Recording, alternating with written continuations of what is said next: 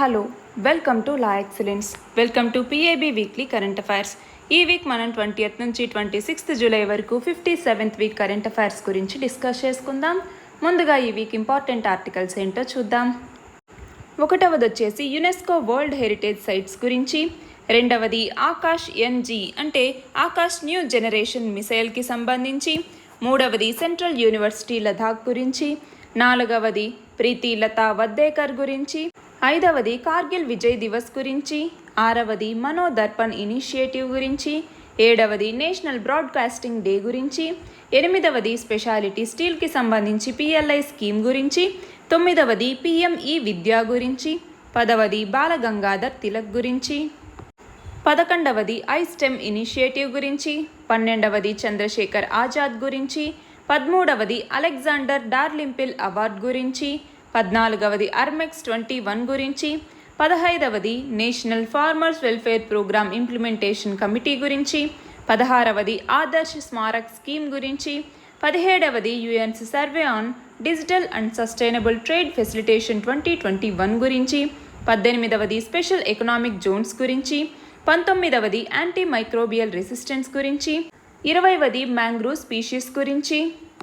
21వది water సెక్టార్లో geospatial technologies గురించి. 22వది energy efficiency initiatives గురించి. 23వది నేషనల్ హెల్త్ మిషన్ గురించి. చివరిగా 24వది స్మైల్ స్కీమ్ గురించి. వీటి గురించి ఇవాళ మనం డిస్కస్ చేసుకుందాం. మన ఫస్ట్ ఆర్టికల్ వచ్చేసి యునెస్కో వరల్డ్ హెరిటేజ్ సైట్స్కి సంబంధించి 2020కి గాను రామప్ప ఆలయాన్ని యునెస్కో వరల్డ్ హెరిటేజ్ సైట్గా యునెస్కో ప్రకటించడం జరిగింది. అలాగే ధోలవీరా అన్నటువంటి హరప్పన్ సిటీ ఏదైతే ఉందో రన్ ఆఫ్ కచ్లో దానిని కూడా యునెస్కో వరల్డ్ హెరిటేజ్ సైట్గా గుర్తింపునిచ్చింది. వరల్డ్ హెరిటేజ్ సైట్ అంటే ఏంటి? యునెస్కో అన్నటువంటిది స్పెషల్ కల్చరల్ లేదా ఫిజికల్ సిగ్నిఫికెన్స్ ఉన్నటువంటి ఒక సైట్ని వరల్డ్ హెరిటేజ్ సైట్గా గుర్తించటం జరుగుతుంది. దీనిని యునెస్కో వరల్డ్ హెరిటేజ్ కమిటీ అన్నటువంటిది వరల్డ్ హెరిటేజ్ ప్రోగ్రామ్ అన్నటువంటి దాన్ని ఇంప్లిమెంట్ చేయటం జరుగుతుంది. అంటే దానిని అడ్మినిస్టర్ చేస్తుందన్నమాట యునెస్కో వరల్డ్ హెరిటేజ్ కమిటీ అన్నటువంటిది. యునెస్కో అంటే United Nations educational, scientific and cultural organisation అంటాము. ఇది కల్చరల్ మరియు న్యాచురల్ హెరిటేజ్ ఏదైతే అరౌండ్ ద వరల్డ్ ఉన్నాయో వాటికి సంబంధించి ఐడెంటిఫికేషన్, ప్రొటెక్షన్ మరియు ప్రిజర్వేషన్ చేయటాన్ని అంటే దాన్ని ఎంకరేజ్ చేయటం కోసం యునెస్కో అన్నటువంటిది ఈ యునెస్కో వరల్డ్ హెరిటేజ్ సైట్ అన్నటువంటి కాన్సెప్ట్ని తీసుకురావటం జరిగింది. ఫస్ట్ టైం 1972వ సంవత్సరంలో protection of world cultural and natural heritage అన్నటువంటి దాన్ని అడాప్ట్ చేసుకోవటం జరిగింది యునెస్కో. ఇప్పటి వరకు మన ఇండియాలో మొత్తం 40 వరల్డ్ హెరిటేజ్ సైట్స్ అనేవి ఉన్నాయి. ఇంతకుముందు 38 ఉండేవి. ఇప్పుడు ధోలవీరా అలాగే రామప్ప టెంపుల్ ఈ రెండింటిని యాడ్ చేయటంతో మొత్తం యునెస్కో వరల్డ్ హెరిటేజ్ సైట్స్ మన దేశంలో 40కి పెరిగాయి. యునెస్కో అన్నటువంటి ఆర్గనైజేషన్ని 1945వ సంవత్సరంలో ఇంటలెక్చువల్ మరియు మోరల్ సాలిడారిటీ కోసం దీన్ని తీసుకురావటం జరిగింది. ఫ్రాన్స్ రాజధాని అయినటువంటి ప్యారిస్లో దీని యొక్క హెడ్ క్వార్టర్స్ ఉంది. అయితే మన దగ్గర ఆగ్రా ఫోర్ట్, అజంతా కేవ్స్, అలాగే బీహార్లో ఉన్నటువంటి నలందా మహావీరా, సాంచీ స్తూపం, అలాగే ఛత్రపతి శివాజీ టెర్మినస్ ఇలా చాలా ఈ వరల్డ్ హెరిటేజ్ లిస్ట్లో ఉన్నాయి. ఎలిఫెంటా కేవ్స్ అనేసి, ఎల్లోరా కేవ్స్, ఫతేపూర్ సిక్రీ, అలాగే చోలా టెంపుల్స్ కావచ్చు, అలాగే హంపీలో కొన్ని గ్రూప్ ఆఫ్ మాన్యుమెంట్స్ కావచ్చు, రాజస్థాన్లో ఉన్నటువంటి హిల్ ఫోర్ట్స్. అలాగే యునెస్కో వరల్డ్ హెరిటేజ్ సైట్స్ ఏంటి అన్నటువంటిది ఒకసారి మనం చూసుకోవాలి. మన నెక్స్ట్ ఆర్టికల్ వచ్చేసి ఆకాష్ ఎన్జీ అంటే ఆకాష్ న్యూ జనరేషన్ మిసైల్ గురించి. DRDO defence research and development organisation అన్నటువంటిది సక్సెస్ఫుల్గా ఈ న్యూ జనరేషన్ ఆకాష్ మిసైల్ని అలాగే man portable anti tank guided missile ఈ రెండింటినీ కూడా సక్సెస్ఫుల్గా టెస్ట్ చేయటం జరిగింది. 2021 జూన్లోకి వచ్చేసరికి అగ్నికి సంబంధించి అగ్ని పి అన్నటువంటి దాన్ని అగ్ని ప్రైమ్ అని అంటాము. దీన్ని సక్సెస్ఫుల్గా టెస్ట్ ఫైర్ చేయటం జరిగింది డిఆర్డిఓ అన్నటువంటిది. అలాగే ఫిబ్రవరిలోకి వచ్చేసరికి anti tank guided missile systems అయినటువంటి హెలీనా అలాగే ధృవస్త్ర అన్నటువంటి యాంటీ ట్యాంక్ గైడెడ్ మిసైల్ సిస్టమ్స్ని కూడా సక్సెస్ఫుల్గా టెస్ట్ చేయటం జరిగింది. డిఆర్డిఓ అన్నటువంటిది మినిస్ట్రీ ఆఫ్ డిఫెన్స్ కింద ఉన్నటువంటి రీసెర్చ్ అండ్ డెవలప్మెంట్ వింగ్ అనమాట. మన దాంట్లో డిఫెన్స్ అంటే ఏదైతే కటింగ్ ఎడ్జ్ డిఫెన్స్ టెక్నాలజీస్కి సంబంధించి మన ఇండియాని ఎంపవర్ చేయాలి అన్నటువంటి విజన్తో 1958వ సంవత్సరంలో DRDOని ఎస్టాబ్లిష్ చేయటం జరిగింది. అయితే ఇప్పుడు ఆకాష్ మిసైల్ ఏదైతే ఉందో ఆకాష్ న్యూ జనరేషన్ అనేసి 2 మిసైల్స్ అనమాట. ఆకాష్ అన్నటువంటిది సర్ఫేస్ టు ఎయిర్ మిసైల్. ఈ న్యూ వేరియంట్ కూడా ఇదే అనమాట, సర్ఫేస్ టు ఎయిర్ మిసైల్. ఇది అప్ టు 60 కిలోమీటర్స్ వరకు, 60 కిలోమీటర్స్ స్పీడ్ వచ్చేసరికి మ్యాక్ 2.5 వేగంతో ఇది వెళ్ళగలదు. ఒకసారి డిప్లాయ్ చేసిన తర్వాత ఆకాష్ ఎంజీ వెపన్ అన్నటువంటిది ఫోర్స్ మల్టిప్లేయర్ అంటే ఏంటి, ఎయిర్ డిఫెన్స్ క్యాపబిలిటీని పెంచగలిగినటువంటి సామర్థ్యం దీనికి ఉంది. దీనిని ఎవరు డెవలప్ చేశారు? DRDOకి సంబంధించినటువంటి DRDL అంటే defence research and development laboratory ఎక్కడ ఉంది? హైదరాబాద్లో ఉంది. ఇది DRDO ల్యాబొరేటరీస్తో కలిసి కొలాబరేట్ అయి దీన్ని నిర్మించడం జరిగింది. దీనిని ఎవరు ప్రొడ్యూస్ చేస్తారు? భారత్ డైనమిక్స్ లిమిటెడ్, అలాగే భారత్ ఎలక్ట్రానిక్స్ లిమిటెడ్, ఇవి 2 కలిసి దీన్ని ప్రొడ్యూస్ చేశాయి. ఇండియా యొక్క first indigenously produced medium range surface to air missile అన్నట్టుగా ఈ ఆకాష్ మిసైల్ని మనం చెప్పచ్చు. దీని ద్వారా మ్యాక్ ఎంత? 2.5 వేగంతో ఇది అప్ టు 60 కిలోమీటర్స్ వరకు ఇది వెళ్ళగలదు. ఆకాష్ మిసైల్ సిస్టమ్ని integrated guided missile development programme IGMDP అన్నటువంటి ప్రోగ్రాం కింద మనం మొత్తం 5 తీసుకొచ్చాము. ఆ 5 ఏంటి? ఒకటి వచ్చేసి పృథ్వీ, 2వది అగ్ని, 3వది త్రిశూల్, 4వది నాగ్, 5వది ఆకాష్. ఇలా పాట్నా అన్నటువంటి ఈ కోడ్లో కూడా మనం గుర్తుపెట్టుకోవచ్చు. పృథ్వీ అన్నటువంటిది short range surface to surface ballistic missile. అగ్ని అన్నటువంటిది డిఫరెంట్ రేంజెస్లో, అగ్ని 1, 2, 3, 4, 5 అన్నట్టుగా డిఫరెంట్ రేంజెస్లో ఉండేటటువంటి బాలిస్టిక్ మిసైల్. త్రిశూల్ అన్నటువంటిది low level surface to air missile. Nag అన్నటువంటిది 3rd generation anti tank missile. Akash అన్నటువంటిది medium range surface to air missile. ఈ 5 మిసైల్స్ని కూడా ఈ ఇంటిగ్రేటెడ్ గైడెడ్ మిసైల్ డెవలప్మెంట్ ప్రోగ్రాంలో భాగంగా డెవలప్ చేస్తూ ఉన్నారు. ఇది కాకుండా ఇందాక ఇక్కడ చెప్పాం man portable anti tank guided missile అనేసి. ఇది ఇండిజినస్గా డెవలప్ చేసినటువంటి anti tank guided missile, medium లేదా లాంగ్ రేంజ్ మిసైల్. దీని యొక్క ప్రైమరీ పర్పస్ ఏంటి అంటే మిగిలినటువంటి ఆర్మ్డ్ వెహికల్స్ లేదా ట్యాంక్స్ ఏవైతే ఉంటాయో వాటిని డిస్ట్రాయ్ చేయటం కోసం దీన్ని తీసుకొచ్చారు. దీని యొక్క మ్యాక్సిమం రేంజ్ వచ్చేసరికి 2.5 కిలోమీటర్. అంతేకాకుండా లాంచ్ వెయిట్ వచ్చేసి <15 kgs అనమాట. దీనిని సక్సెస్ఫుల్గా లాంచ్ చేయటం జరిగింది. ఆత్మనిర్భర్ భారత్ క్యాంపైన్ కింద మన యొక్క ఇండియన్ ఆర్మీకి కావాల్సినటువంటి వెపన్స్ని స్ట్రెంథెన్ చేయడానికి ఇది ఉపయోగపడుతుంది. మన నెక్స్ట్ ఆర్టికల్ వచ్చేసి యూనియన్ క్యాబినెట్ అన్నటువంటిది రీసెంట్గా లదాఖ్లో ఒక సెంట్రల్ యూనివర్సిటీని తీసుకురావాలి అన్నట్టుగా నిర్ణయించడం జరిగింది. ఈ ప్రాజెక్ట్ మొత్తం కాస్ట్ వచ్చేసి 750 కోట్లు. అంటే మొత్తం 750 కోట్ల రూపాయలతో లదాఖ్లో సెంట్రల్ యూనివర్సిటీని తీసుకురావడానికి యూనియన్ క్యాబినెట్ అప్రూవల్ ఇవ్వటం జరిగింది. దీనికి సంబంధించి ఫస్ట్ ఫేజ్లో యూనివర్సిటీని 4 ఇయర్స్లో కంప్లీట్ చేస్తారు. అంతేకాకుండా లదాఖ్లో సెంట్రల్ యూనివర్సిటీని తీసుకురావటం కోసం సెంట్రల్ యూనివర్సిటీస్ యాక్ట్ ఏదైతే ఉందో, సెంట్రల్ యూనివర్సిటీస్ యాక్ట్ 2009 అన్నటువంటి దానికి సంబంధించి అమెండ్మెంట్ని తీసుకొస్తారు. ఇక్కడ చూడండి, సెంట్రల్ యూనివర్సిటీస్ యాక్ట్ 2009కి సంబంధించి ఒక బిల్ని తీసుకురావటం జరుగుతుంది దీనిని అమెండ్ చేయటం కోసం. అలాగే దీని ద్వారా యూనివర్సిటీని తీసుకురావటం ద్వారా ఆ రీజియన్లో హైయర్ ఎడ్యుకేషన్ని ప్రాపగేట్ చేయడానికి ఉపయోగపడుతుంది. అలాగే ఆ జ్యూరిస్డిక్షన్లో సెంట్రల్ యూనివర్సిటీని తీసుకురావటం ద్వారా అంటే కార్గిల్, లేహ్, లదాఖ్ ఇలాంటి ఎంటైర్ రీజియన్ని ఇది కవర్ చేయగలదు. ఇది మాత్రమే కాకుండా ఇంటిగ్రేటెడ్ మల్టీపర్పస్ కార్పొరేషన్ని అనౌన్స్ చేయటం జరిగింది. ఈ కార్పొరేషన్ అన్నటువంటిది లదాఖ్లో ఏవైతే డెవలప్మెంట్ ప్రాజెక్ట్స్ ఉంటాయో అలాంటి వాటిని ఇది చూసుకుంటుంది. అలాగే ఈ కార్పొరేషన్ అన్నటువంటిది టూరిజం, ఇండస్ట్రీస్, ట్రాన్స్పోర్ట్ సర్వీసెస్, అలాగే మార్కెటింగ్ అంటే ఆ రీజియన్లో హ్యాండీక్రాఫ్ట్స్, లోకల్ ప్రోడక్ట్స్ ఏవైతే ఉంటాయో వాటి మార్కెటింగ్స్ వీటన్నింటికీ కూడా ఈ ఇంటిగ్రేటెడ్ మల్టీపర్పస్ కార్పొరేషన్ అన్నటువంటిది ఉపయోగపడుతుంది. ఈ ఇంటిగ్రేటెడ్ మల్టీపర్పస్ కార్పొరేషన్ని కంపెనీస్ యాక్ట్ కింద రిజిస్టర్ చేయటం జరుగుతుంది. ఈ కార్పొరేషన్ ఈ రీజియన్లో జాబ్ ఆపర్చునిటీస్ని క్రియేట్ చేయడానికి కూడా పనికొస్తుంది. లదాఖ్ని యూనియన్ టెరిటరీగా 2019వ సంవత్సరంలో ఎస్టాబ్లిష్ చేయటం జరిగింది.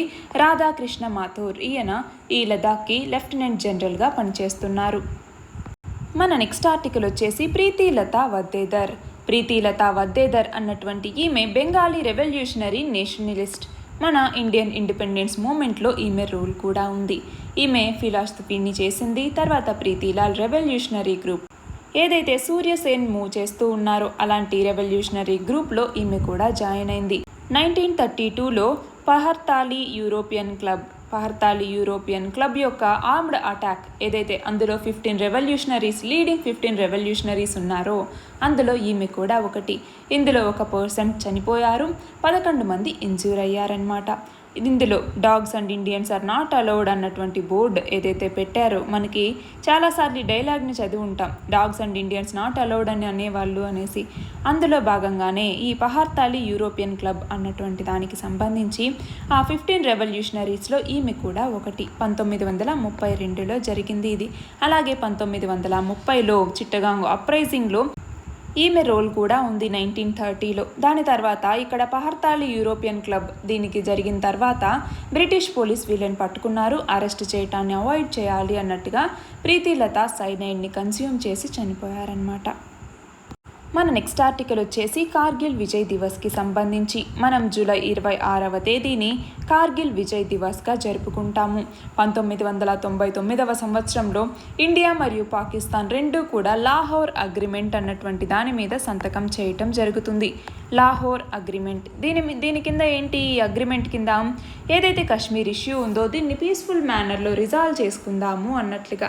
అయినా కూడా పాకిస్తానీ ట్రూప్స్ ఈ లైన్ ఆఫ్ కంట్రోల్ ఎల్ఓసి ఉంది కదా, ఈ ఎల్ఓసి దగ్గర ఆపరేషన్ బదర్ అన్నటువంటి పేరుతో ఇన్ఫిల్ట్రేట్ చేయటం జరిగింది. అంటే ఇన్ఫిల్ట్రేట్ అవ్వటం జరిగింది. ఏంటి? ఆపరేషన్ బదర్. దీనితో మనం ఆపరేషన్ విజయ్ అన్నటువంటి పేరుతో ఇండియన్ ఆర్మీ కూడా దాన్ని ఎదుర్కోవటం జరిగిందనమాట. ఆపరేషన్ విజయ్ అన్నటువంటి పేరుతో. అయితే ఇందులో పాకిస్తాన్ మీద మనం విజయం సాధించాము. అంతేకాకుండా 2019లో 20th యానివర్సరీ సందర్భంగా, కార్గిల్ వార్కి సంబంధించి 20th యానివర్సరీ సందర్భంగా fire and fury corps saga of valour, fortitude and sacrifice అన్నటువంటి ఒక బుక్ని కూడా ఇండియన్ ఆర్మీ రిలీజ్ చేయటం జరిగింది. దాంట్లో ఏంటి? మన వారియర్స్ యొక్క కరేజ్ మరియు బ్రేవరీకి సంబంధించి డాక్యుమెంట్స్, అలాగే మన యొక్క రిచ్ హెరిటేజ్ గురించి, ఇండియన్ ఆర్మీ యొక్క రిచ్ హెరిటేజ్ గురించి సంబంధించినటువంటి పోర్ట్రేట్స్ ఇందులో ఉన్నాయి. మన నెక్స్ట్ ఆర్టికల్ వచ్చేసి కోవిడ్-19 టైంలో చిన్నపిల్లలు అంటే స్టూడెంట్స్, వాళ్ళ యొక్క ఫ్యామిలీ మెంబర్స్ మరియు టీచర్స్ వీళ్ళందరికీ సైకలాజికల్ సపోర్ట్ని అందించాలి అన్నటువంటి లక్ష్యంతో మినిస్ట్రీ ఆఫ్ ఎడ్యుకేషన్, అంటే అప్పట్లో మినిస్ట్రీ ఆఫ్ హెచ్ఆర్డీగా ఉండేది, ఇప్పుడు మినిస్ట్రీ ఆఫ్ ఎడ్యుకేషన్కి మార్చారు. ఈ మినిస్ట్రీ ఆఫ్ హెచ్ఆర్డీ అన్నటువంటిది మనోదర్పణ్ అన్నటువంటి ఇనిషియేటివ్ని ఆత్మనిర్భర్ భారత్ అభియాన్లో భాగంగా తీసుకురావటం జరిగింది. ఈ ప్లాట్ఫామ్ కింద national toll free help line నెంబర్ని స్టూడెంట్స్కి, అంటే స్కూల్స్, కాలేజెస్ మరియు యూనివర్సిటీస్లో ఉన్నటువంటి స్టూడెంట్స్కి ఇవ్వటం జరుగుతుంది. వాళ్ళ కోసం ఎక్స్పీరియన్స్డ్ కౌన్సిలర్స్, సైకాలజిస్ట్స్, అలాగే మెంటల్ హెల్త్ ప్రొఫెషనల్స్ వాళ్ళకి అందుబాటులో ఉంటారు. అంతేకాకుండా దీని కింద ఒక వెబ్సైట్ని కూడా క్రియేట్ చేస్తారు. అందులో కౌన్సిలర్స్కి సంబంధించినటువంటి నేషనల్ డేటాబేస్ అనేది ఉంటుంది. వాళ్ళు ఆన్లైన్ చాట్ ప్లాట్ఫామ్ ద్వారా ఇంటరాక్ట్ అవ్వచ్చు. అంటే దీని ద్వారా హ్యూమన్ క్యాపిటల్ని స్ట్రెంథెన్ చేయటానికి, అలాగే ఎడ్యుకేషన్ సెక్టార్లో వాళ్ళ యొక్క ప్రొడక్టివిటీని ఇంక్రీజ్ చేయటానికి ఇది ఉపయోగపడుతుంది. కోవిడ్-19 ద్వారా స్కూల్స్, కాలేజెస్, యూనివర్సిటీస్ ఇలాంటివన్నీ క్లోజ్ చేయక తప్పలేదు.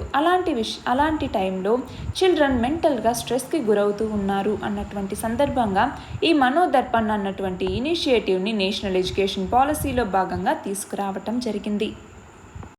మన నెక్స్ట్ ఆర్టికల్ వచ్చేసి నేషనల్ బ్రాడ్కాస్టింగ్ డే ఎప్పుడు జరుపుకుంటాము? జూలై 23వ తేదీని నేషనల్ బ్రాడ్కాస్టింగ్ డేగా జరుపుకుంటాము.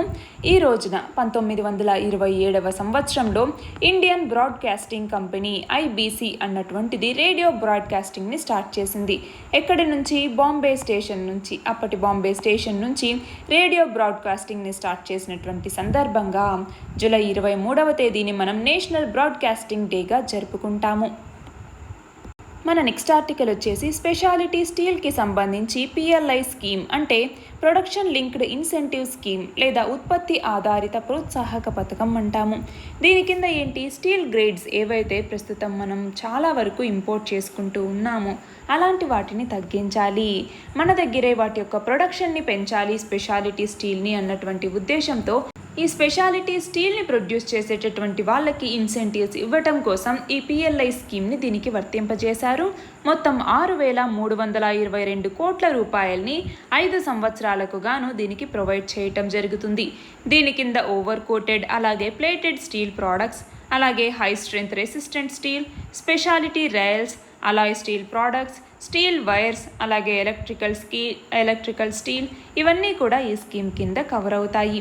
మన ఇండియాలో రిజిస్టర్ అయినటువంటి ఏ కంపెనీ అయినా కూడా ఈ స్పెషాలిటీ స్టీల్కి సంబంధించి ఇందులో పార్టిసిపేట్ అవ్వచ్చు. ఎక్స్పోర్ట్కి సంబంధించి ఎన్హాన్స్ చేయటానికి, అలాగే ఇంపోర్ట్స్ యొక్క డిపెండెన్స్ని తగ్గించడానికి దీన్ని తీసుకొచ్చారు. దీని ద్వారా దాదాపు 40,000 కోట్ల ఇన్వెస్ట్మెంట్ మనకి రావచ్చు అనేసి అంచనా. అలాగే 5.25 లక్షల మందికి ఎంప్లాయ్మెంట్ అనేది జనరేట్ అవుతుంది అని అంచనా. అలాగే 25 మెట్రిక్ టన్నుల కెపాసిటీ అడిషన్ అనేది అవ్వచ్చు అన్నట్లుగా అంచనా వేస్తున్నారు. మన నెక్స్ట్ ఆర్టికల్ వచ్చేసి పిఎంఈ విద్యకి సంబంధించి నేషనల్ ఎడ్యుకేషన్ పాలసీలో భాగంగా పిఎంఈ విద్య అన్నటువంటి దాన్ని తీసుకొచ్చారు ఆత్మనిర్భర్ భారత్ ప్రోగ్రాం కింద. దీని కింద ఏంటి, డిజిటల్ లేదా ఆన్ ఎయిర్ ఎడ్యుకేషన్కి సంబంధించి మల్టీమోడ్ యాక్సెస్ని ఎడ్యుకేషన్లో అందించాలి అన్నటువంటి లక్ష్యంతో పిఎంఈ విద్య అన్నటువంటి ఇనిషియేటివ్ని తీసుకొచ్చారు.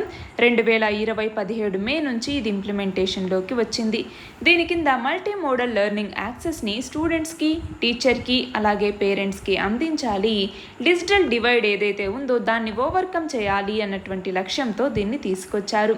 అలాగే దీక్ష అన్నటువంటి ఒక పోర్టల్ని కూడా స్కూల్ ఎడ్యుకేషన్ కోసం డిజిటల్ ప్లాట్ఫామ్గా తీసుకురావటం జరిగింది. One nation one digital platform అన్నటువంటి దాంట్లో భాగంగా తీసుకొచ్చారు. దీని కింద ఏంటి, టీవీ ఛానల్ అనమాట. దీని కింద క్లాస్ 1 నుంచి క్లాస్ 12 వరకు ఒకే క్లాస్ ఒక ఛానల్కి సంబంధించి అలా ఇవ్వటం జరుగుతుంది.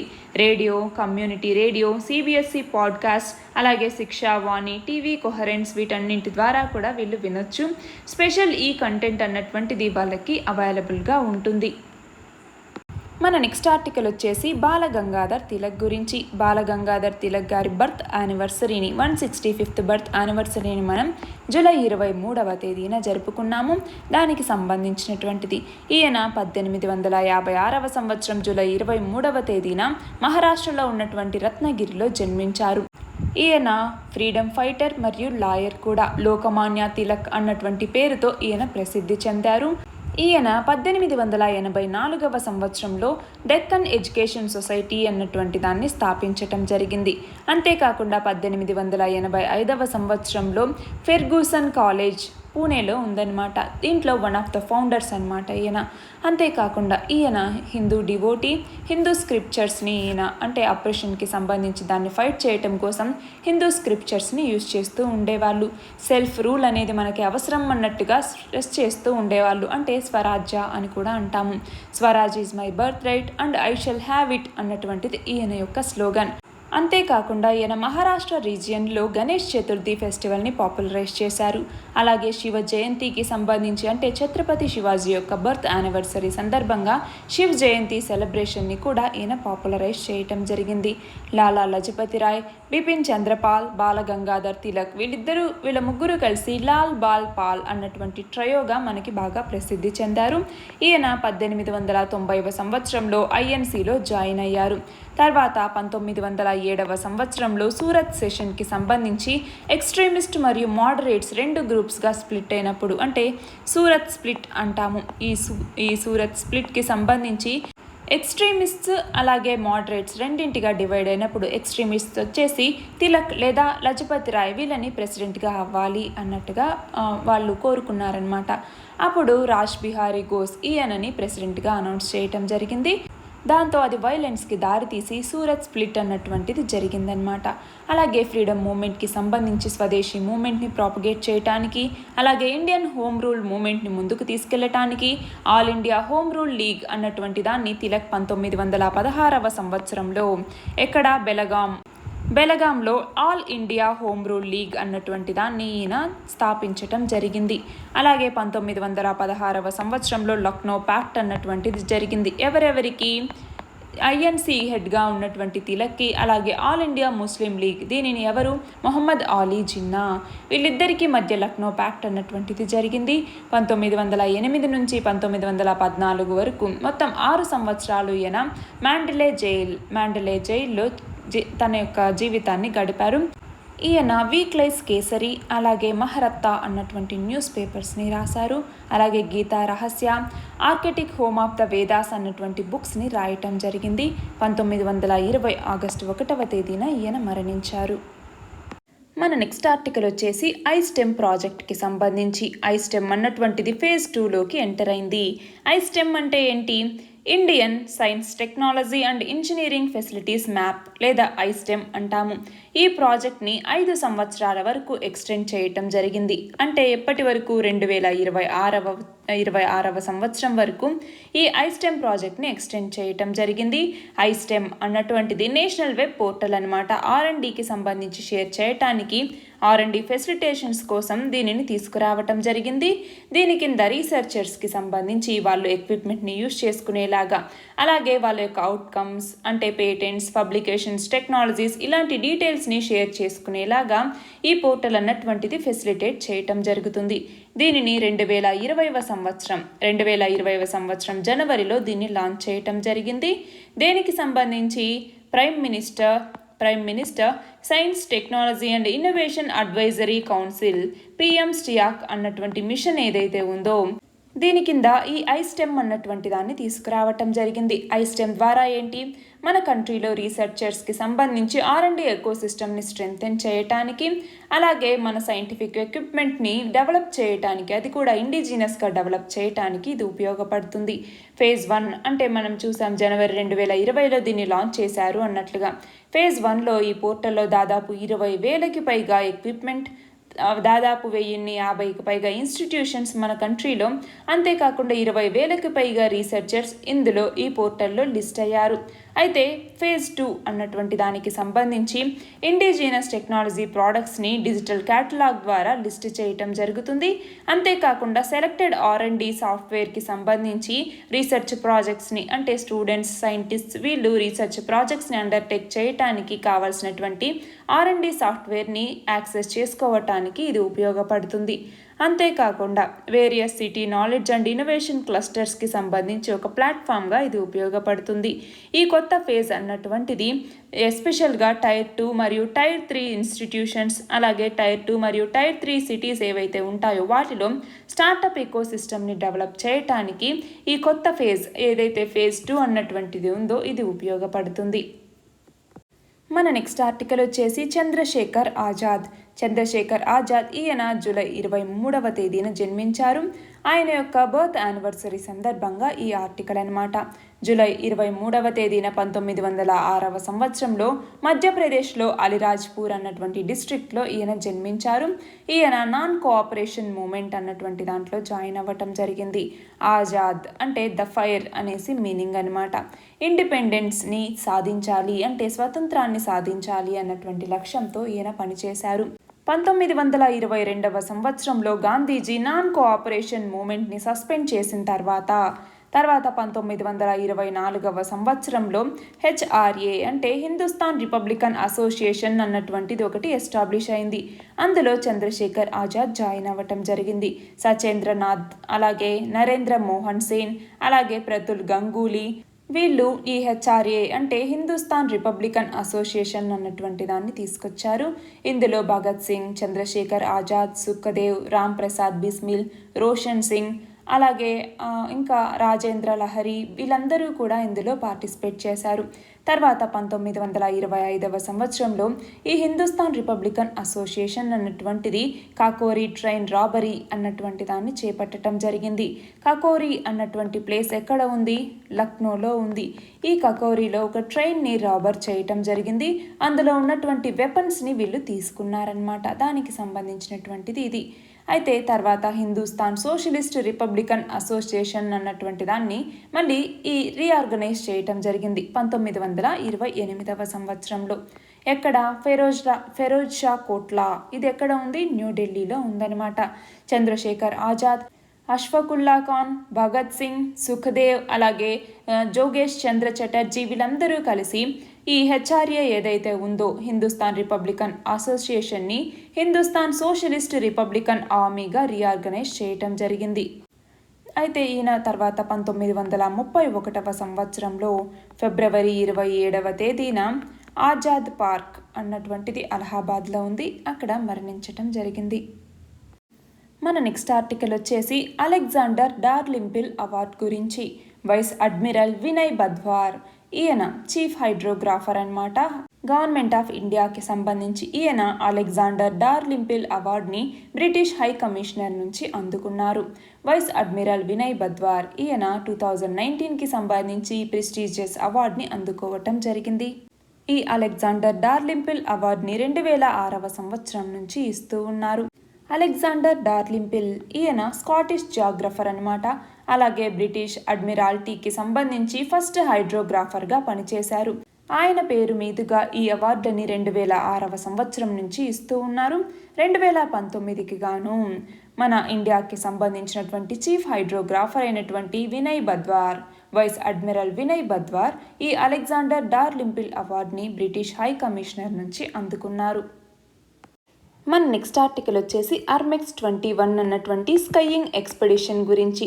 ఎక్కడ జరుగుతుంది ఈ స్కైయింగ్ ఎక్స్పెడిషన్ అన్నటువంటిది? ఎవరు చేస్తారు? ఇండియన్ ఆర్మీ అన్నటువంటిది. ఎక్కడ? కారాకోరం పాస్. ఎక్కడ ఉందండి కారాకోరం పాస్ అన్నటువంటిది?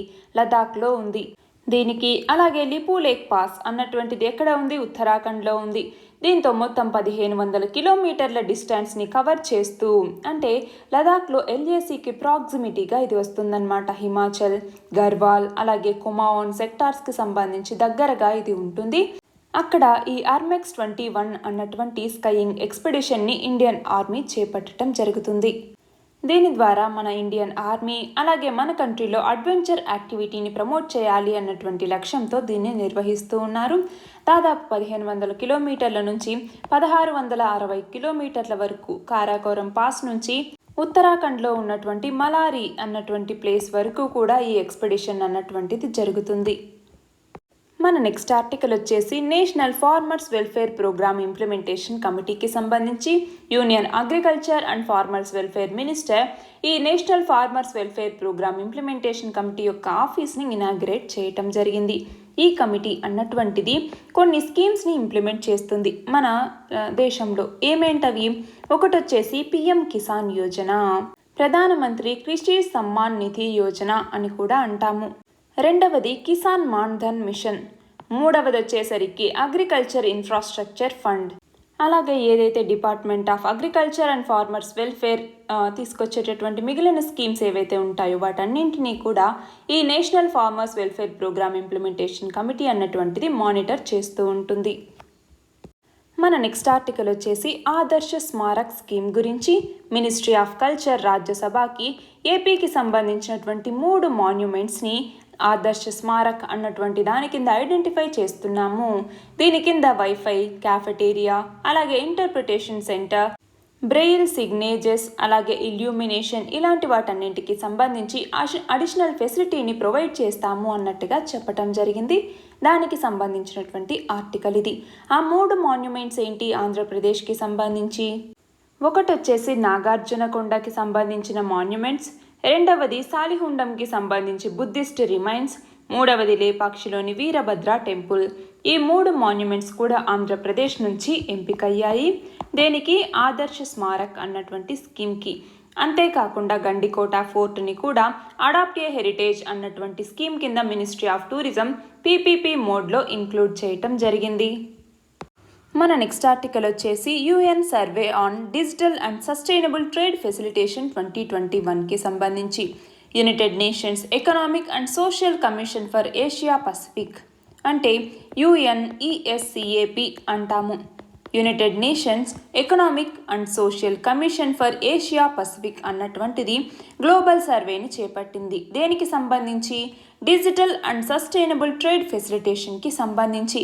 అందులో మన ఇండియా అన్నటువంటిది మొత్తం 90.32% స్కోర్ని సాధించటం జరిగింది. అయితే 2019వ సంవత్సరానికి సంబంధించి 78.49% స్కోర్ని సాధిస్తే ఇప్పుడు 90.32% స్కోర్ని సాధించి, అంటే ఇది రిమార్కబుల్ జంప్ అన్నట్టుగా చెప్పచ్చు అన్నమాట. అయితే ఈ సర్వేని 2 సంవత్సరాలకి ఒకసారి 2 ఇయర్స్కి ఒకసారి ఈ UNESCAP అన్నటువంటిది మొత్తం 58 ట్రేడ్ ఫెసిలిటేషన్ మెజర్స్ని ఉపయోగించి వరల్డ్ ట్రేడ్ ఆర్గనైజేషన్ యొక్క ట్రేడ్ ఫెసిలిటేషన్ అగ్రిమెంట్లో ఉన్నటువంటి 58 ట్రేడ్ ఫెసిలిటేషన్ మెజర్స్ని ఉపయోగించి ఈ సర్వేని చేపట్టడం జరుగుతుంది.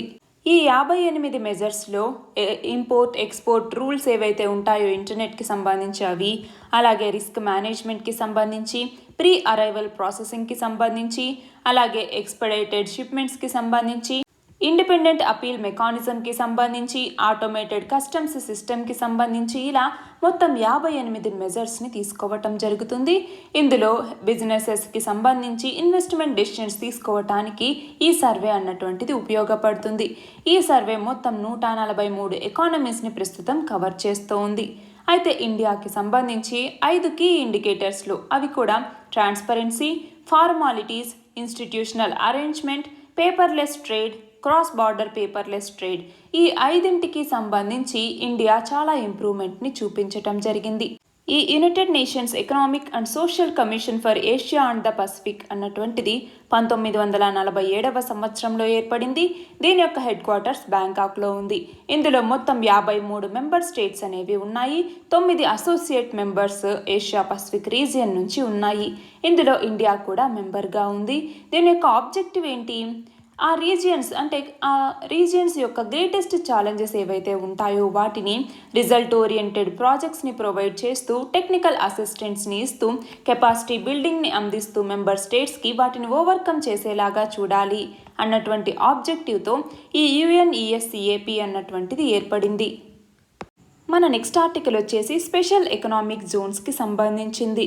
స్పెషల్ ఎకనామిక్ జోన్స్ అన్నటువంటిది ఒక టెరిటరీ, అంటే మన కంట్రీలో ఎస్పెషల్గా డ్యూటీ ఫ్రీ అంటే ఫిజికల్ కన్సెషన్ ఉన్నటువంటి ఒక టెరిటరీని మనం SEZ లేదా స్పెషల్ ఎకనామిక్ జోన్ అనేసి పిలుస్తూ ఉంటాము. దేనికోసము? ఇక్కడ డిఫరెంట్ బిజినెసెస్ అలాగే కమర్షియల్ లాస్ అనేవి ఉంటాయి.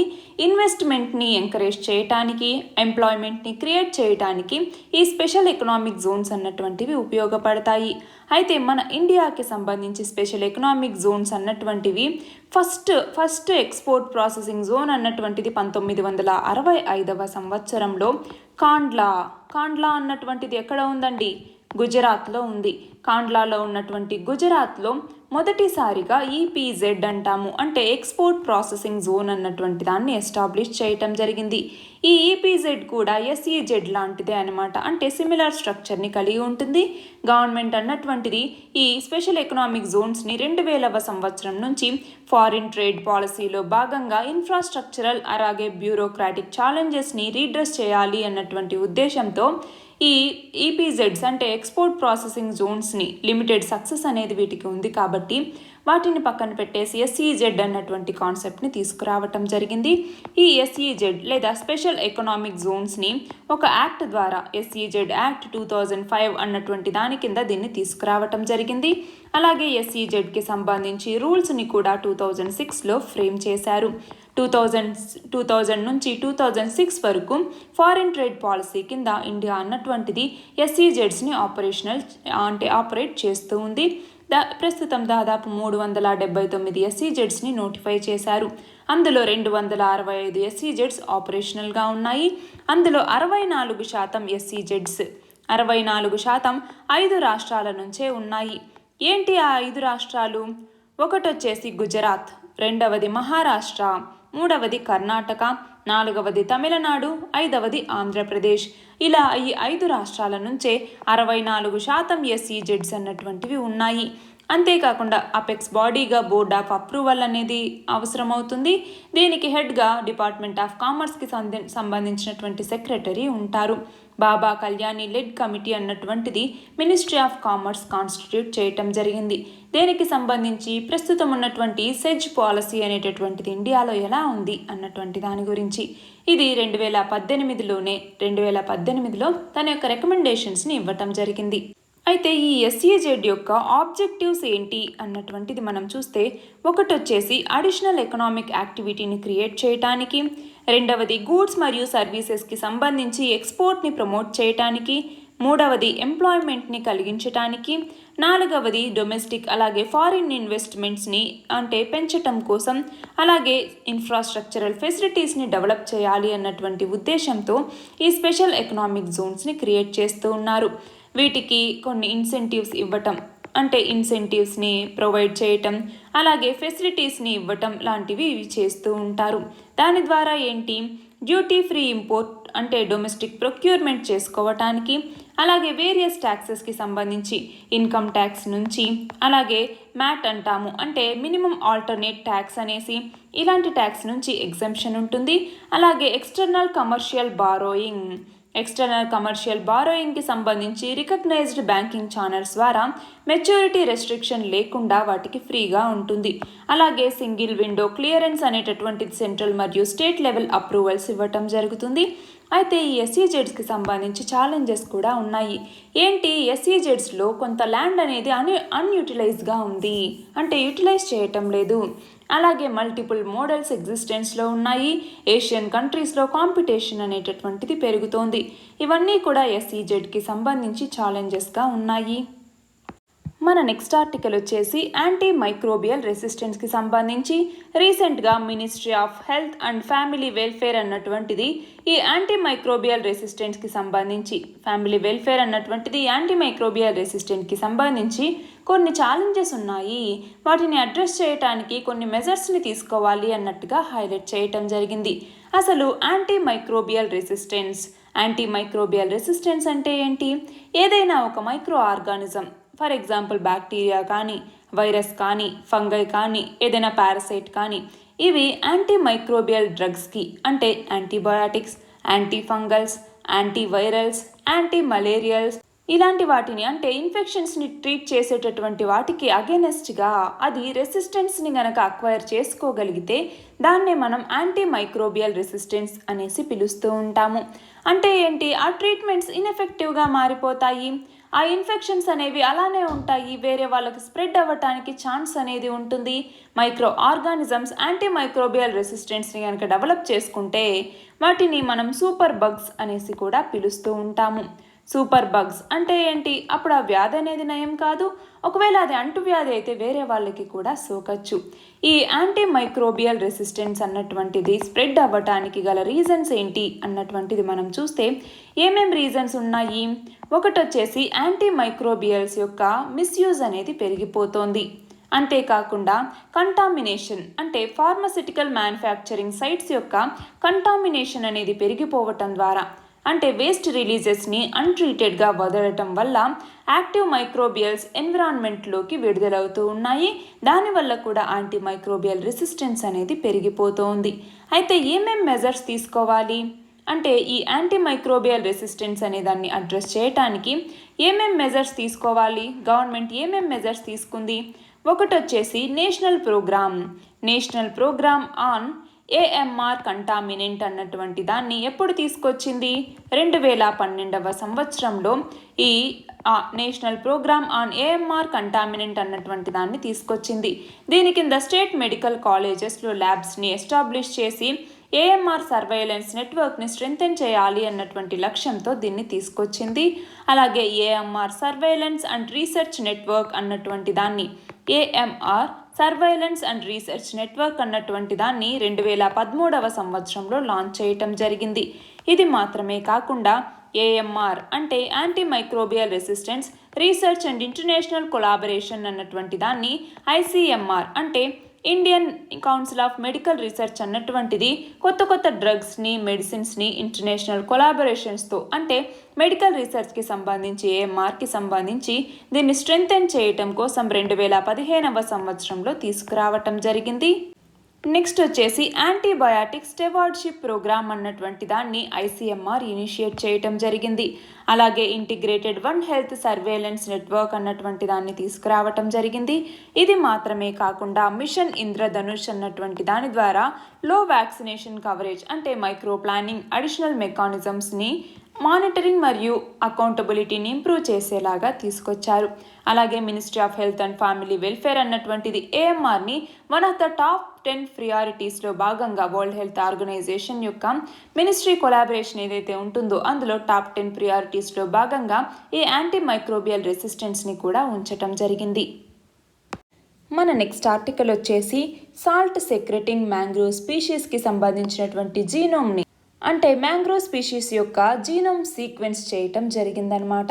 అవిసీనియా మ్యారినా అనేసి అంటాము. ఈ స్పీషీస్కి సంబంధించి డిపార్ట్మెంట్ ఆఫ్ బయోటెక్నాలజీ దీనికి సంబంధించిన institute of life sciences Bhubaneswar అన్నటువంటిది ఈ స్టడీని చేపట్టింది.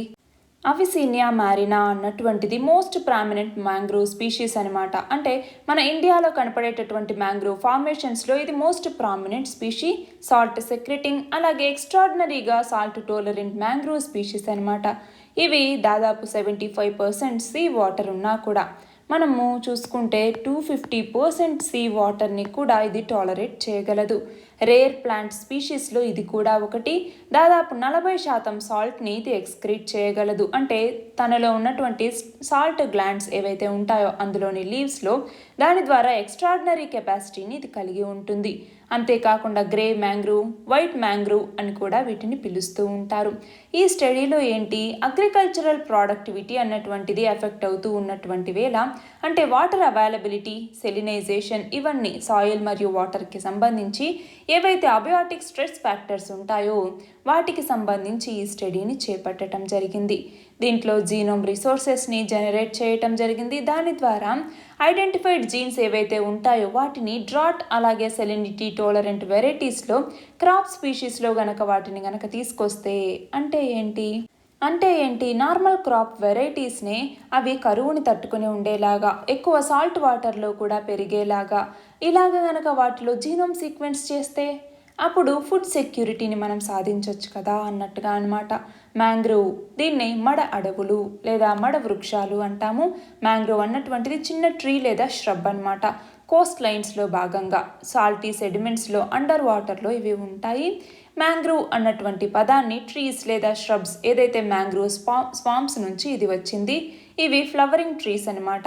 ఇవి రైజోపోరేసి, అలాగే అకాంతేసి, లైటరేసి ఇలాంటి ఫ్యామిలీస్కి చెందినటువంటివి. Mangroves అన్నటువంటివి saline ఎన్విరాన్మెంట్లో బతుకుతాయి. అంటే దీని యొక్క ఫీచర్స్ ఏంటి అన్నటువంటిది మనం చూస్తే ఇవి సెలైన్ ఎన్విరాన్మెంట్లో కూడా బతకగలవు. లో ఆక్సిజన్ కండిషన్స్ని, అంటే రెస్పిరేషన్కి ఏ ప్లాంట్ అయినా కూడా ఎక్కువ ఆక్సిజన్ అవసరం. కానీ మ్యాంగ్రోవ్ ఎన్విరాన్మెంట్ అన్నటువంటిది సాయిల్లో ఎక్కువగా, అంటే చాలా తక్కువ ఆక్సిజన్ అనేటటువంటిది ఉంటుంది. ఒక్కోసారి అది కూడా ఉండదు. అలాంటప్పుడు మ్యాంగ్రోవ్ రూట్ సిస్టమ్ అన్నటువంటిది అట్మాస్ఫియర్ నుంచి ఆక్సిజన్ని తీసుకుంటుంది. అందుకే వాటిలో బ్రీతింగ్ రూట్స్ లేదా నెమటోపోర్స్ అన్నటువంటి ఒక స్పెషల్ రూట్స్ అన్నవి డెవలప్ అయి ఉంటాయి. అలాగే అందులో సక్యులెంట్ లీవ్స్ అనేవి ఉంటాయి. అంటే డెజర్ట్ ప్లాంట్లో లాగా ఫ్రెష్ వాటర్ని స్టోర్ చేసుకోవటానికి సక్యులెంట్ లీవ్స్ని ఇవి కలిగి ఉంటాయి. అలాగే ఆ లీవ్స్ మీద వ్యాక్సీ కోటింగ్ అనేటటువంటిది ఉంటుంది. దేనికోసం, ఎవాపరేషన్ని మినిమైజ్ చేయటం కోసం, వాటర్ని ఎక్కువగా స్టోర్ చేసుకోవటం కోసం. అలాగే ఇవి వివిపారస్ అంటే ఏంటి, ఆ సీడ్స్ జెర్మినేట్ అయినా కూడా అవి ఆ పేరెంట్ ట్రీకి అటాచ్ అయ్యి ఉంటాయన్నమాట. ఒకసారి జెర్మినేట్ అయిన తర్వాత ఆ సీడ్లింగ్స్ అన్నటువంటివి ఒక కొత్త ప్లాంట్గా మళ్ళీ గ్రో అవుతూ ఉంటాయి. అయితే వీటికి సంబంధించి థ్రెడ్స్ అనేవి ఉన్నాయి. మడ అడవులకి థ్రెడ్స్ ఏమేమి ఉన్నాయి, ఫస్ట్ది మనం చెప్పగలిగింది కన్స్ట్రక్షన్కి సంబంధించి. అలాగే ఓవర్ హార్వెస్టింగ్, అంటే మ్యాంగ్రోవ్ ట్రీస్ని ఫైర్ వుడ్ కోసం, కన్స్ట్రక్షన్ వుడ్ కోసం, చార్కోల్ ప్రొడక్షన్ కోసం, అనిమల్ ఫాడర్ కోసం వాడుతూ ఉండటం. అలాగే ఓవర్ ఫిషింగ్ చేయటం కావచ్చు, పొల్యూషన్ వల్ల కావచ్చు, సీ లెవెల్స్ రైజ్ వల్ల కావచ్చు. వీటన్నింటి వల్ల మ్యాంగ్రోవ్ ఫారెస్ట్ యొక్క ఎకోసిస్టమ్ అనేటటువంటిది దెబ్బతింటుంది. ఇండియాకి సంబంధించి state of the forest report ప్రకారం మ్యాంగ్రోవ్ కవర్ అన్నటువంటిది మన కంట్రీ యొక్క జాగ్రఫికల్ ఏరియాలో 0.15% మాత్రమే ఉంది. గంగా, మహానది, కృష్ణ, గోదావరి, కావేరి ఈ అన్నింటి డెల్టాల్లో కూడా మ్యాంగ్రోవ్ ఫారెస్ట్లు అనేవి ఉన్నాయి. కేరళలోని బ్యాక్ వాటర్స్లో మ్యాంగ్రోవ్ ఫారెస్ట్ యొక్క హై డెన్సిటీ అనేది ఉంది. అలాగే వెస్ట్ బెంగాల్లో ఉన్నటువంటి సుందర్ బన్స్ అన్నటువంటిది వరల్డ్లోనే లార్జెస్ట్ మ్యాంగ్రోవ్ రీజియన్. అంతేకాకుండా ఇది యునెస్కో వరల్డ్ హెరిటేజ్ సైట్లో భాగంగా కూడా ఉంది.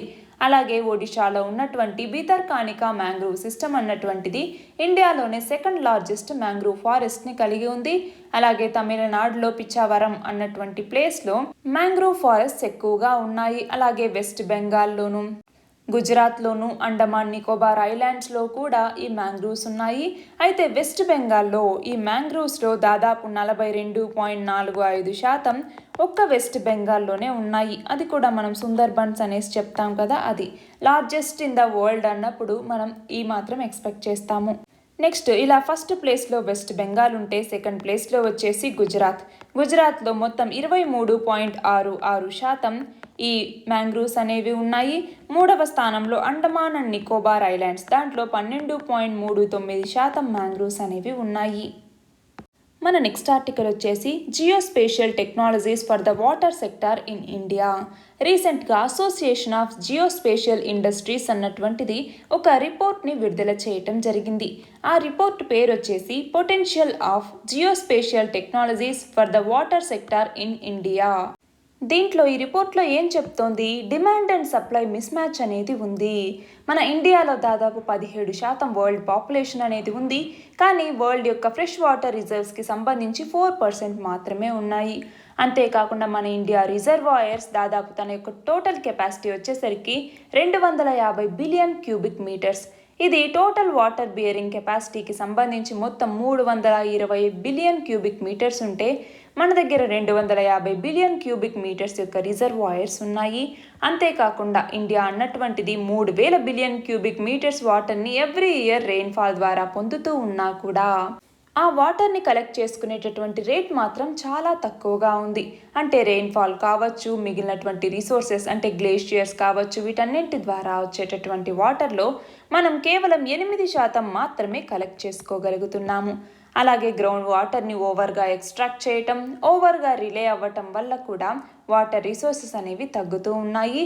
నీతి ఆయోగ్ రిపోర్ట్ ప్రకారం చూస్తే ప్రస్తుతం దాదాపు 820 మిలియన్ మంది పీపుల్ 12 రివర్ బేసిన్స్ మీదనే ఆధారపడి ఉన్నారు.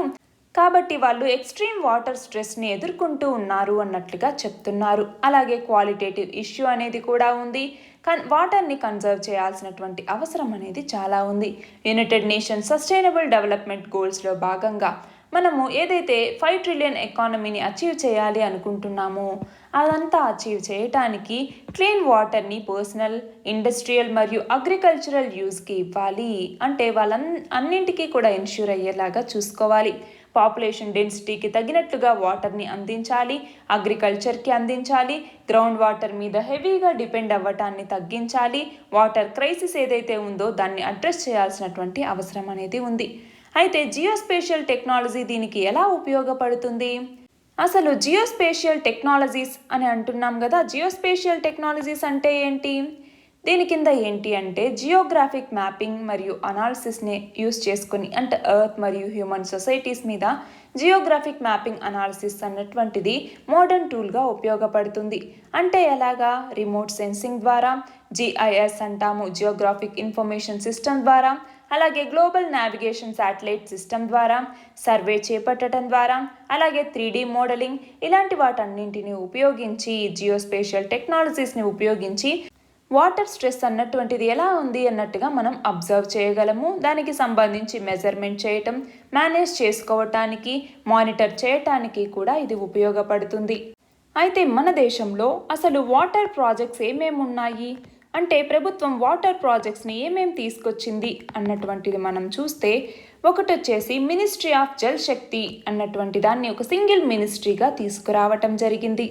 అలాగే జల్ జీవన్ మిషన్ని తీసుకొచ్చారు, నమామి గంగే ప్రోగ్రామ్ని తీసుకురావటం జరిగింది, నేషనల్ హైడ్రాలజీ ప్రోగ్రామ్ని, నేషనల్ వాటర్ మిషన్ అన్నట్టుగా, అటల్ భూజల్ యోజన అన్నటువంటిది, అలాగే ప్రధానమంత్రి కృషి సించాయి యోజన, అలాగే Atal mission for rejuvenation and urban transformation Amrit అన్నటువంటి పథకాన్ని, అలాగే NRLP అంటే ఏంటి, నేషనల్ రివర్ లింకింగ్ ప్రాజెక్ట్ అన్నటువంటి దాన్ని, అలాగే రివర్ బేసిన్ మేనేజ్మెంట్కి సంబంధించి, అలాగే national aquifer mapping and management ప్రోగ్రామ్ని తీసుకొచ్చారు, అలాగే dam rehabilitation and improvement project, ఇలాగా వేరియస్ వాటర్ ప్రాజెక్ట్స్ని గవర్నమెంట్ ఆఫ్ ఇండియా తీసుకురావటం జరిగింది. మన నెక్స్ట్ ఆర్టికల్ వచ్చేసి ఎనర్జీ ఎఫిషియన్సీని బిల్డ్ చేయడానికి తీసుకొచ్చినటువంటి కొత్త ఇనిషియేటివ్ గురించి. Aiming for sustainable habitat, new initiatives in building energy efficiency 2021 అన్నటువంటి దాన్ని బ్యూరో ఆఫ్ ఎనర్జీ ఎఫిషియన్సీ అన్నటువంటిది లాంచ్ చేయటం జరిగింది. దీని కింద ఏంటి, ఎనర్జీ ఎఫిషియన్సీని బిల్డింగ్ సెక్టార్గా తీసుకురావాలి.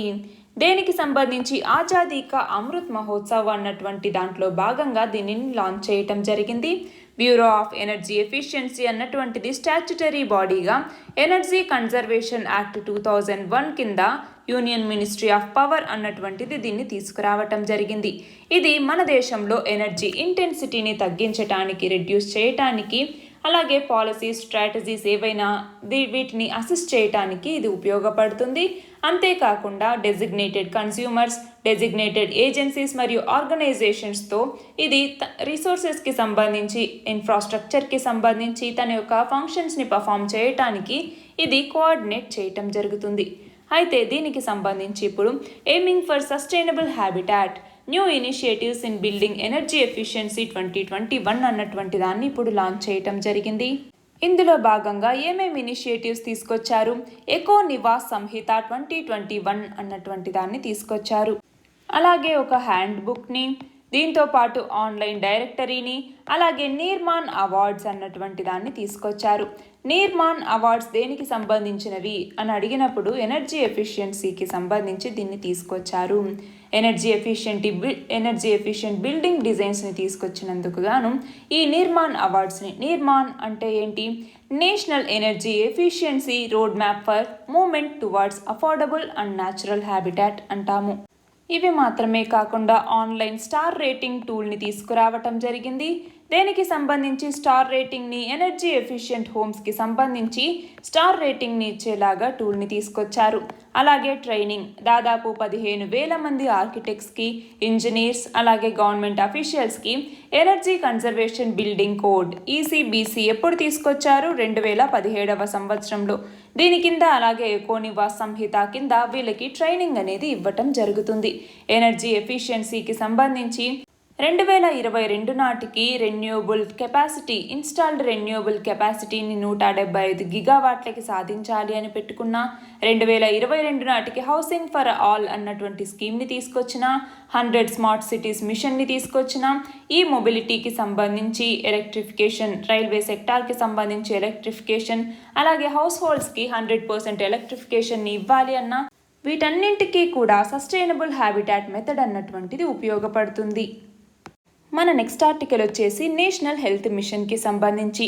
Union minister of state for health and family welfare రాజ్యసభకి నేషనల్ హెల్త్ మిషన్కి సంబంధించి హెల్త్ సిస్టమ్ అంటే సపోర్టెడ్ హెల్త్ సిస్టమ్ రిఫార్మ్స్ అనేవి ఎలా ఉన్నాయి, ఇది మన రెసిలియంట్ హెల్త్ సిస్టమ్ని డెవలప్ చేయడానికి ఎలా ఉపయోగపడుతున్నాయి అన్నట్లుగా చెప్పటం జరిగింది.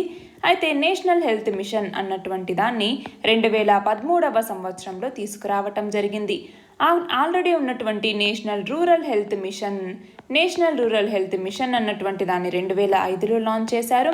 దీనిని అలాగే నేషనల్ అర్బన్ హెల్త్ మిషన్ అన్నటువంటి దాన్ని 2013వ సంవత్సరంలో లాంచ్ చేశారు. ఈ రెండింటిని మర్జ్ చేస్తూ 2013లో నేషనల్ హెల్త్ మిషన్ అన్నటువంటి దాన్ని తీసుకురావటం జరిగింది. దీని ద్వారా యూనివర్సల్ యాక్సెస్ని, ఈక్విటబుల్, అఫోర్డబుల్ మరియు క్వాలిటీ హెల్త్ కేర్ సర్వీసెస్ని అందరికీ అందుబాటులోకి తీసుకురావాలి అన్నటువంటి లక్ష్యంతో దీన్ని తీసుకొచ్చారు. దీని కింద MMR, IMR, అలాగే TFR రేట్స్ని ఎంతవరకు రెడ్యూస్ చేయాలి, అలాగే ఉమెన్లో అనీమియాని 15 నుంచి 49 ఏజ్ లోపు ఉన్నటువంటి ఉమెన్లో అనీమియాని రెడ్యూస్ చేయటానికి, అలాగే అవుట్ ఆఫ్ పాకెట్ ఎక్స్పెండిచర్ని తగ్గించడానికి, యాన్యువల్ మలేరియా ఇన్సిడెంట్స్ని తగ్గించడానికి, కాలా ఆజార్ ఎలిమినేషన్కి సంబంధించి, వీటన్నింటికి సంబంధించి నేషనల్ హెల్త్ మిషన్లో కొన్ని గోల్స్ని పెట్టుకోవటం జరిగింది.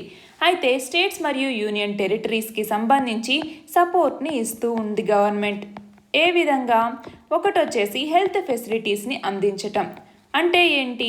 కొత్త హెల్త్ ఫెసిలిటీస్ని అందుకునేలాగా, ఆల్రెడీ ఉన్న వాటిని అప్గ్రేడ్ చేసుకునేలాగా ఇన్ఫ్రాస్ట్రక్చర్ గ్యాప్స్ ఏవైతే ఉన్నాయో వాటిని బ్రిడ్జ్ చేస్తూ దీన్ని తీసుకొచ్చారు. అలాగే హెల్త్ ఫెసిలిటీతో పాటు హెల్త్ సర్వీసెస్ని కూడా అందించడానికి, అంటే యూనివర్సల్ ఇమ్యునైజేషన్ ప్రోగ్రామ్, ట్యూబర్క్యులోసిస్కి సంబంధించి, అలాగే వెక్టార్ బార్న్ డిసీజెస్ అయినటువంటి మలేరియా, డెంగ్యూ, కాలా ఆజార్, లెప్రసీ ఇలాంటి వాటికి సంబంధించి ఇక్కడ సర్వీసెస్ని అందించడానికి ఉపయోగపడుతుంది. అయితే ఈ నేషనల్ హెల్త్ మిషన్కి సంబంధించి ఏమేం ఇనిషియేటివ్స్ తీసుకొచ్చింది గవర్నమెంట్? కొన్ని మేజర్ ఇనిషియేటివ్స్ని తీసుకొచ్చింది. అవి ఏంటి? ఒకటి వచ్చేసి జనని శిశు సురక్ష కార్యక్రమం అన్నటువంటి దాన్ని, అలాగే రాష్ట్రీయ బాల స్వాస్థ్య కార్యక్రమం అన్నటువంటి దాన్ని, నెక్స్ట్ వచ్చేసి ప్రధానమంత్రి నేషనల్ డయాలసిస్ ప్రోగ్రామ్ అన్నటువంటి దాన్ని, అలాగే నేషనల్ క్వాలిటీ అష్యూరెన్స్ ఫ్రేమ్వర్క్ అన్నటువంటి దాన్ని ఇంప్లిమెంట్ చేయటంలోనూ, అలాగే ఆయుష్మాన్ భారత్కి సంబంధించి ప్రధానమంత్రి జన్ ఆరోగ్య యోజన, ఇలా ఈ నేషనల్ హెల్త్ మిషన్కి సపోర్ట్ చేస్తూ కొన్ని ఇనిషియేటివ్స్ని గవర్నమెంట్ తీసుకురావటం జరిగింది. మన లాస్ట్ ఆర్టికల్ వచ్చేసి స్మైల్ స్కీమ్కి సంబంధించింది. Ministry of social justice and empowerment అన్నటువంటిది smile support for marginalised individuals for livelihood and enterprise అన్నటువంటి స్కీమ్ని తీసుకొచ్చింది. దీంట్లో ఒక సబ్ స్కీమ్ కూడా ఉంది. ఏంటది? బెగ్గింగ్కి సంబంధించి రీహాబిలిటేషన్, అంటే బెగ్గింగ్కి సంబంధించి ఎవరైతే పర్సన్స్ ఉంటారో వాళ్ళని రీహాబిలిటేట్ చేయటం కోసం కూడా సెంట్రల్ సెక్టార్ స్కీమ్గా దీన్ని తీసుకురావటం జరిగింది. ఈ స్కీమ్ కింద ఎగ్జిస్టింగ్ షెల్టర్ హోమ్స్ ఏవైతే స్టేట్స్ మరియు యూటీ గవర్నమెంట్స్కి సంబంధించి ఉంటాయో, అలాగే అర్బన్ లోకల్ బాడీస్, ఇవన్నీ ఏవైతే షెల్టర్ స్కీమ్స్ ఉంటాయో వాటిలో బెగ్గింగ్కి సంబంధించి పర్సన్స్ ఎవరైతే ఉంటారో వాళ్ళకి రీహాబిలిటేట్ చేయడానికి ఇవి ఉపయోగిస్తారు. అలాగే ఎగ్జిస్టింగ్ షెల్టర్ హోమ్స్ కనుక అవైలబుల్గా లేకపోతే కొత్త షెల్టర్ హోమ్స్ని ఇంప్లిమెంటింగ్ ఏజెన్సీ సెటప్ చేయటం జరుగుతుంది. అంటే వీళ్ళకి సంబంధించి రీహాబిలిటేషన్, మెడికల్ ఫెసిలిటీస్ని అందించటం, కౌన్సిలింగ్ ఇవ్వటం, బేసిక్ డాక్యుమెంటేషన్ని అందించటం, ఎడ్యుకేషన్ని, స్కిల్ డెవలప్మెంట్ని అందించటం, ఎకనామిక్ లింకేజెస్ని వీళ్ళకి అందేలాగా చూడటం, ఇవన్నీ చూస్తారనమాట. దీంతో దాదాపు 60,000 మంది పూరెస్ట్ పర్సన్స్ దీని ద్వారా బెనిఫిట్ అవుతారు అన్నట్లుగా ఒక అంచనా. అయితే దీనిని, ఈ స్మైల్ అన్నటువంటి పథకాన్ని ఎవరు ఇంప్లిమెంట్ చేస్తారు? స్టేట్ మరియు యూటీ గవర్నమెంట్స్, స్టేట్స్, అలాగే యూటీస్, అలాగే అర్బన్ లోకల్ బాడీస్, అలాగే voluntary organisations, community based organisations, institutions, వీళ్ళందరూ కూడా దీన్ని ఇంప్లిమెంట్ చేస్తారు. అయితే ఈ కాంప్రహెన్సివ్ రీహాబిలిటేషన్కి సంబంధించి బెగ్గర్స్కి ఇందులో ఒక స్కీమ్ని తీసుకొచ్చాము అన్నాము. దాని కింద ఏంటి? బెగ్గర్ కమ్యూనిటీ మీద కాన్సన్ట్రేట్ చేస్తూ సెలెక్టెడ్ సిటీస్లో పైలట్ బేసిస్లో ముందు ఈ స్కీమ్ని ఇంప్లిమెంట్ చేస్తారు. 2019-20 సంవత్సరానికి గాను మినిస్ట్రీ మొత్తం ₹1,00,00,000 national institute of social defence లేదా NISD అంటాము దీనికి, అలాగే ₹70 లక్షల national backward classes finance and development కార్పొరేషన్కి స్కిల్ డెవలప్మెంట్ ప్రోగ్రామ్స్ కోసం ఇవ్వటం జరిగింది. ఈ national backward classes finance and development corporation అన్నటువంటిది 1956వ సంవత్సరంలో తీసుకొచ్చినటువంటి కంపెనీస్ యాక్ట్ ఏదైతే ఉందో ఇందులో ఉన్నటువంటి సెక్షన్ 25 ప్రకారం దీన్ని ఇంకార్పొరేట్ చేయటం జరిగింది. ఇది నాట్ ఫర్ ప్రాఫిట్ కంపెనీ అన్నమాట. దీని కింద బ్యాక్వర్డ్ క్లాసెస్ యొక్క ఎకనామిక్ మరియు డెవలప్మెంట్ యాక్టివిటీస్ని ప్రమోట్ చేయడానికి దీన్ని తీసుకొచ్చారు. అలాగే national institute of social defence అన్నటువంటి దాన్ని అటానమస్ బాడీగా తీసుకురావటం జరిగింది. సొసైటీస్ యాక్ట్ 1860 కింద దీన్ని గవర్నమెంట్ ఆఫ్ నేషనల్ క్యాపిటల్ టెరిటరీలో దీన్ని తీసుకొచ్చారు. సెంట్రల్ అడ్వైజరీ బాడీగా ministry of social justice and empowerment కింద ఇది పనిచేస్తుంది. ఇది ప్రస్తుతానికి హ్యూమన్ రిసోర్సెస్ డెవలప్మెంట్కి సంబంధించి, అంటే డ్రగ్ అబ్యూస్ ప్రివెన్షన్కి కానీ, అలాగే సీనియర్ సిటిజన్స్ వెల్ఫేర్కి, బెగ్గరీ ప్రివెన్షన్కి, ట్రాన్స్జెండర్ మరియు సోషల్ డిఫెన్స్ ఇష్యూస్కి సంబంధించి ఈ ఏరియాస్లో ప్రస్తుతం ఇది ఫోకస్ చేస్తోందన్నమాట.